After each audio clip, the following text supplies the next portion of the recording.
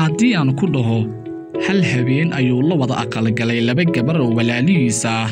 durba waxa laga yaabaa inaad tacajubto ama aad u malayso Barangi laakiin waa dhacdo xaqiiqo ah oo ka dhacday dalka Ciraaq ee qaaradweynta Aasiya hal habeen ayuu wada guursaday laba gabar oo ay dhaleen adeeradiisa laxmiga ah maadaama oo aad u jeclaa labadooduna uu kala dooran waayay dhacdadan ayaa ka dhacday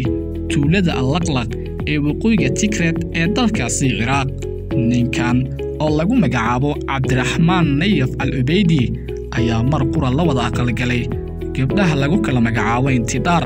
oo 17 sano jir ah iyo Sucaad oo iyaduna 22 sano jir ah oo ay dhaleen labadiisa adeer oo la dhashay aabihiisa Nayef xiriirka wiilkan iyo labadan gabdhood ayaa soo socday muddo 9 sano ah oo waxa sabab la sameeyay labaduba iyagoo waliba is-og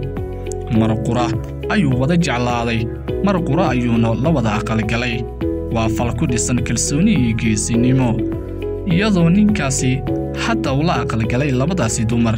ayaa inta badan eheladiisa iyo qaraabadiisa markii hore ay ka soo horjeesteen falkaasi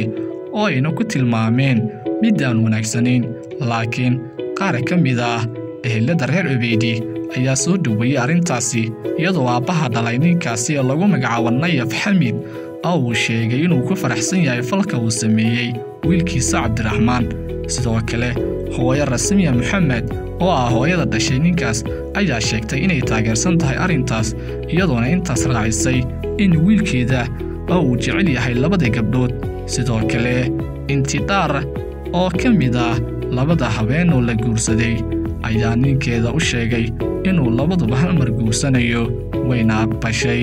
laakiin waxay ku xirtay inuu labaduba si cadaalad ah oo isku mid ah ula dhaqmo isku keenida dumar walaalo ah waa mid